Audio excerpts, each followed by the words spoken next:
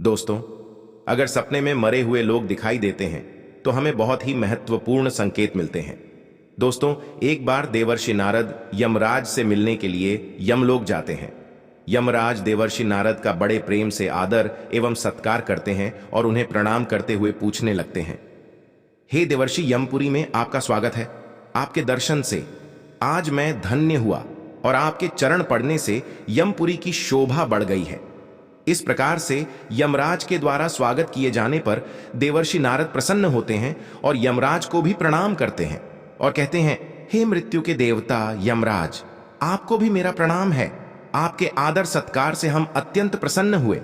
फिर यमराज नारद जी से कहते हैं, हे देवर्षि, आज आपका यमलोक में आने का क्या प्रयोजन है? अवश्य ही कोई महत्वपूर्ण कार्य अथवा कोई महत्वपूर्ण समाचार लेकर आप आए होंगे, या फिर हमसे कोई भूल तो नहीं हुई है? कृपया बताइए, मैं आपकी क्या सेवा कर सकता हूं? तब देवर्षि नारद कहते हैं, हे धर्मराज, आप तो मृत्यु के तथा न्याय के देवता हैं। आप तीनों लोकों के सभी जीवित और मृत प्राणियों का लेखा जोखा रखते हैं। आपको समस्त चराचर के भूत और भविष्य का भी ज्ञान है। इसीलिए मैं आपके पास कुछ शंका लेकर आया हूं, जिसे दूर करने की कृपा करें। फिर यमराज कहते हैं, हे देवर्षि, आप सत्य कहते हो। हम तीनों लोकों में निवास करने वाले सभी जीवित और मृत प्राणियों का लेखा जोखा अवश्य रखते हैं, किंतु आपके मन की बात जानना हमारे बस का नहीं है। आप तो तीनों लोकों की खबर रखते हैं। आप भगवान विष्णु के सबसे प्रिय भक्त हैं। आप समस्त शास्त्रों का भी ज्ञान रखते हैं, किंतु अगर आप मुझसे कुछ जानना चाहते हैं तो मैं अवश्य ही आपकी सहायता करूंगा। हे देवर्षि, आपकी जो भी शंका और प्रश्न है, आप निसंकोच पूछ सकते हैं। मैं अपने सामर्थ्य के अनुसार उनका जवाब देने का प्रयास अवश्य ही करूंगा। देवर्षि नारद कहते हैं, हे यमराज, मैं पृथ्वी लोक का भ्रमण करके आया हूं। मैंने पिशाच, प्रेत, कुष्मांड, वेताल, ढैल, पिशाचिनी आदि प्रकार की कई विचित्र चीजें देखी हैं जो जंगल में निवास करती हैं। इसके साथ ही मैंने देखा है, यह सभी दुष्ट शक्तियां मनुष्यों को परेशान करती है, उन्हें दुख देती है। इसका क्या कारण है? ये सभी बुरी शक्तियां मनुष्यों को क्यों परेशान करती हैं?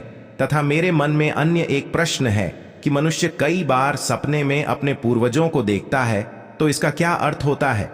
सपने में मरे हुए लोग दिखाई देने का क्या मतलब है? इससे मनुष्य को कौन से संकेत मिलते हैं? मैं समस्त मनुष्य जाति के कल्याण के लिए इन प्रश्नों के उत्तर जानने के लिए ही आपके पास आया हूं। नारद जी के प्रश्न सुनकर यमराज कहते हैं, हे देवर्षि, आपने समस्त मानव जाति के कल्याण के लिए उचित ही प्रश्न किए हैं। मैं आपको इन सभी प्रश्नों के उत्तर अवश्य देता हूं, किंतु उससे पहले मैं आपको एक अत्यंत पवित्र कथा सुनाता हूं। इस कथा में आपको सभी प्रश्नों के उत्तर मिल जाएंगे। आप इस कथा को ध्यान से अवश्य सुने। जो भी मनुष्य इस कथा का श्रवण करता है, मैं उसके 32 अपराध माफ करता हूं। तब नारद जी कहते हैं, हे धर्मराज, आप मुझे वह महान कथा सुनाइए, मैं इसे ध्यान से सुनूंगा। तो दोस्तों, फिर यमराज देवर्षि नारद को यह महान कथा सुनाते हैं। एक समय की बात है, मध्य देश में एक अत्यंत शोभायमान नगरी थी, जहां पर एक सेठ अपने 5 भाइयों के साथ निवास करता था। सेठ और उसके सभी भाइयों का विवाह हो चुका था और सभी बड़े प्रेम के साथ एक दूसरे के साथ रहते थे। सेठ के पास किसी चीज की कोई कमी नहीं थी। वह और उसके भाई बहुत मेहनती थे और मिलजुल कर व्यापार और खेती करते थे। पूरे नगर में सेठ के जितना कोई धनवान नहीं था। यह सारी संपत्ति सेठ को उसके पूर्वजों से ही प्राप्त हुई थी। सेठ के पूर्वज महादानी और दयावान थे। वे सभी दान धर्म तथा अनेक प्रकार के यज्ञ हवन आदि धार्मिक कार्य किया करते थे, किंतु सेठ कंजूस स्वभाव का था और उसके अंदर पूर्वजों के लक्षण नहीं थे। सेठ ना दान धर्म करता और ना ही यज्ञ तथा हवन आदि कार्य करता था। सेठ ने धन तो बहुत इकट्ठा किया था, किंतु उसने कभी अपने धन का सदुपयोग नहीं किया। उसने कभी किसी को फूटी कौड़ी भी दान में नहीं दी और ना ही उसने कभी भूखे को भोजन कराया। सेठ के पूर्वज तो मंदिरों में भंडारा दिया करते थे, गरीबों को वस्त्र तथा अन्न का दान किया करते थे, लेकिन सेठ ने अपने पूर्वजों का कभी अनुसरण नहीं किया। वह हमेशा ही धन कमाने में और धन का संचय करने में लगा रहता था, जिससे उसके पास बहुत सारी धन संपत्ति तो हो गई, लेकिन उसके पूर्वज उससे बहुत दुखी और नाराज हो गए। सेठ के पूर्वजों को अपने पुत्र का व्यवहार ठीक नहीं लगता था, इसी कारण से वे पितृलोक में भी दुखी रहा करते थे। धन कमाने के लालच में सेठ इतना उन्मत्त हो गया कि वह अपने पूर्वजों को भी भूल गया और उसने अपने पूर्वजों का श्राद्ध तथा तर्पण आदि कार्य करना भी बंद कर दिया, जिससे उसके पूर्वजों की आत्मा की तृप्ति नहीं होती थी। वे अपने पुत्र के ऐसे व्यवहार से दुखी रहने लगे। फिर एक दिन उस सेठ के पूर्वज चर्चा करते हैं और उससे मिलने के लिए जाने के विषय में सोचते हैं। फिर सभी पितृगण यमराज के पास जाते हैं और उनसे प्रार्थना करने लगते हैं। वे सभी पितृ यमराज से कहते हैं, हे धर्मराज, हमारे पुत्रों की मति भ्रष्ट हो गई है, जिस कारण से हमारी संतुष्टि नहीं हो रही है। कृपया आप हमें हमारे पुत्रों से मिलने के लिए एक बार जाने दें। हम हमारे पुत्रों को समझाकर लौट आएंगे। उन्हें शास्त्रों का ज्ञान देकर फिर से यमलोक लौट आएंगे। तब यमराज ने उन्हें आज्ञा देते हुए कहा, हे महात्माओं, तुम अपने पुत्र को मिलने के लिए तो नहीं जा सकते, किंतु तुम अपने पुत्र को स्वप्न के माध्यम से संकेत अवश्य दे सकते हो। फिर वे सभी पितृ इस बात पर सहमत हो जाते हैं और एक एक करके अपने सभी पुत्रों के सपनों में जाकर उन्हें दर्शन देते हैं। सबसे पहले वे अपने बड़े पुत्र के अर्थात उस सेठ के सपने में उसे दर्शन देते हैं और उसे संकेत देते हैं, किंतु उनका बड़ा पुत्र उनके संकेतों को समझ नहीं पाता है। दूसरे दिन जागने पर वह उस सपने को भूल जाता है और अपने पितरों के द्वारा दिए गए संकेतों को भी नजरअंदाज कर देता है। फिर सभी पितृगण अन्य पुत्रों के सपनों में जाकर भी उन्हें दर्शन देने लगते हैं तथा उन्हें अनेक प्रकार के संकेत भी देते हैं, लेकिन उनके बाकी पुत्र भी उन संकेतों को दुर्लक्ष्य कर देते हैं। कोई भी अपने पूर्वजों के द्वारा बताए हुए संकेतों को समझ नहीं पाता है, जिससे सभी पितृगण अत्यंत दुखी और नाराज हो जाते हैं। सेठ और उसके भाई धन कमाने के लालच में पूरी तरह अंधे हो चुके थे। उन्हें पूर्वजों के द्वारा प्राप्त दिव्य संकेतों का महत्व कुछ भी नहीं लगता था, किंतु पितरों के स्वप्न में दर्शन देने के कुछ ही दिनों के बाद उस सेठ को व्यापार में नुकसान उठाना पड़ता है। उसे व्यापार में बहुत ज्यादा घाटा होने लगता है, जिससे उसकी सारी धन संपत्ति नष्ट हो जाती है। सभी भाइयों में वाद विवाद और लड़ाई झगड़े होने लगते हैं। पूर्वजों द्वारा जमा की हुई सारी जमीन जायदाद को वे बेच डालते हैं और पूरी तरह से बर्बाद हो जाते हैं।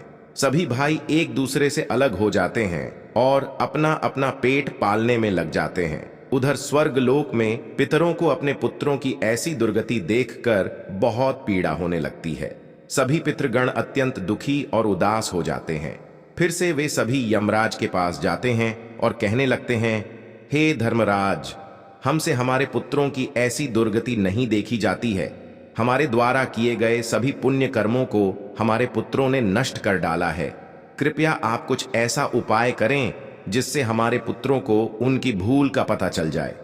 फिर यमराज उन पितरों से कहते हैं, हे महात्माओं, तुम्हारी इस व्यथा को मैं समझता हूं, मैं तुम्हारी अवश्य ही सहायता करूंगा। फिर दोस्तों, यमराज एक साधु का रूप धारण करके पृथ्वी पर आते हैं और उन पितरों के पुत्रों को मिलने के लिए जाते हैं। सबसे पहले वे उस सेठ के घर पर जाते हैं तो वह सेठ अत्यंत बीमार पड़ा हुआ होता है। सेठ की पत्नी साधु का स्वागत करती है और दान करने लगती है तो वह साधु कहता है, हे पुत्री, तुम्हारे घर में पितृ दोष है, उसी कारण से तुम्हारे पति की यह दशा हुई है। तुम्हारे पति के कर्मों के कारण उसके पूर्वज रुष्ट हुए हैं। साधु की बात सुनकर सेठ पूछने लगता है, हे साधु, मैंने ऐसा कौन सा पाप किया है जो मेरा सब कुछ बर्बाद हो गया? मेरे भाई भी मुझे छोड़कर चले गए और मैं बीमार पड़ गया। तब वह साधु कहता है, हे पुत्र, तुमने अपने पूर्वजों को नाराज किया है। तुम्हारे पूर्वजों ने जो संपत्ति और पुण्य अर्जित किया था उसे तुमने और तुम्हारे भाइयों ने नष्ट कर दिया। इसी कारण से तुम्हारी यह दुर्गति हुई है। तुम्हारे पूर्वजों ने सपने में आकर तुम्हें कई महत्वपूर्ण संकेत दिए थे, किंतु तुमने उन संकेतों को दुर्लक्ष्य कर दिया और अपने पूर्वजों को अपमानित किया है। यही कारण है कि तुम्हारा सारा वैभव नष्ट हो चुका है। इस प्रकार से उस साधु के द्वारा बताने पर उस सेठ को सब कुछ पता चल जाता है। उसे याद आता है कि उसके सपने में उसके पूर्वजों ने उसे दर्शन दिए थे। वह सेठ उस साधु से कहता है, हे साधु महात्मा, आप सत्य कह रहे हैं। हमारे पूर्वजों ने हमें सपने में दर्शन अवश्य दिए थे, किंतु हम उनके द्वारा दिए गए संकेतों को समझ नहीं पाए। कृपया आप मुझे सपने में पूर्वजों को देखने पर क्या संकेत मिलते हैं, इस बारे में बताइए। फिर वह साधु कहते हैं, हे पुत्र, अब तुम ध्यान से सुनो। मैं तुम्हें सपने में पूर्वज दिखाई देने पर मिलने वाले संकेतों के बारे में बताता हूं। यमराज कहते हैं, हे पुत्र, यदि पितरों का उद्धार नहीं होता है तो वे प्रेत योनि में ही मृत्यु लोक पर भटक रहते हैं। वे भूख प्यास से व्याकुल होकर अपने परिवारजनों के घर में प्रवेश करते हैं।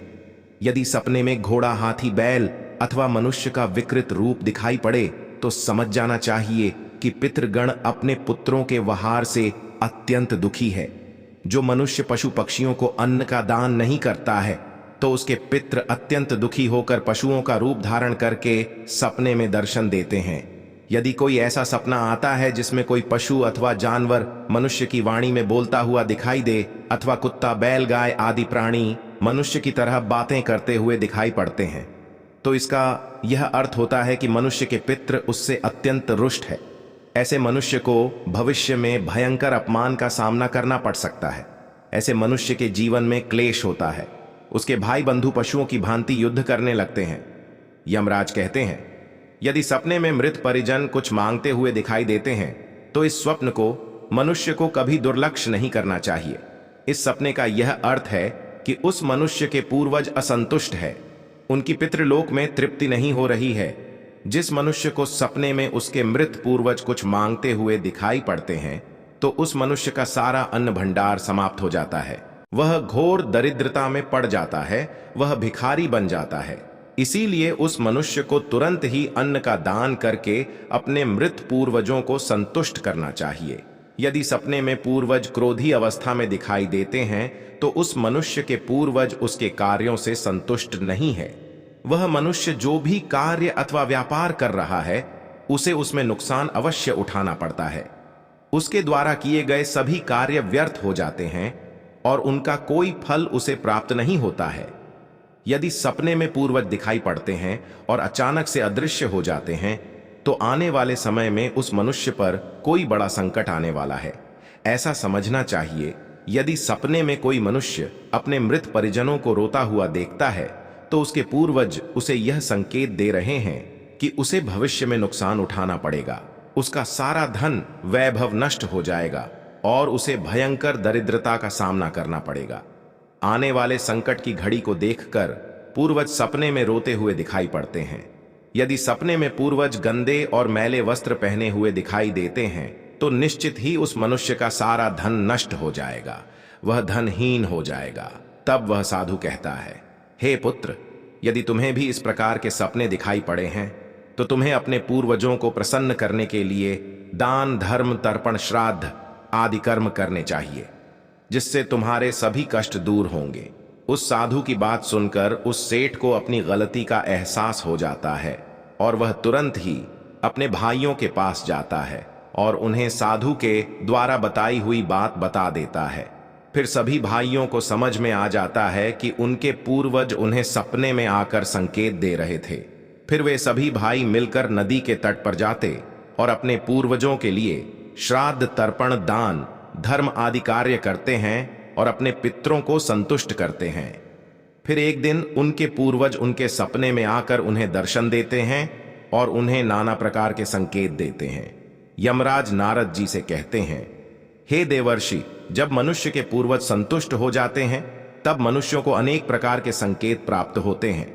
यदि सपने में मृत परिजन सिर पर हाथ फिरा हुए दिखाई देते हैं, इस सपने का अर्थ यह है कि वे बहुत अधिक प्रसन्न हैं। पूर्वज यह संकेत दे रहे हैं कि उस मनुष्य के जीवन में कुछ बहुत ही अच्छा होने वाला है। यदि पूर्वज मनुष्य की ओर हाथ बढ़ाते हुए दिखाई देते हैं तो पूर्वज यह संकेत दे रहे हैं कि मनुष्य जो भी काम कर रहे हैं उससे वे संतुष्ट हैं और उस कार्य में अवश्य ही सफलता प्राप्त होगी। यदि सपने में पूर्वज स्वस्थ दिखाई देते हैं, उनके मुखमंडल पर तेज दिखाई देता है और उनके वस्त्र चमकीले और सफेद रंग के होते हैं तो उनके पितरों को मुक्ति मिल चुकी है, ऐसा समझना चाहिए। अगर सपने में पूर्वज दूर आकाश में बादलों पर बैठे हुए दिखाई देते हैं तो यह शुभ संकेत है। मनुष्य के पूर्वज अत्यंत प्रसन्न है।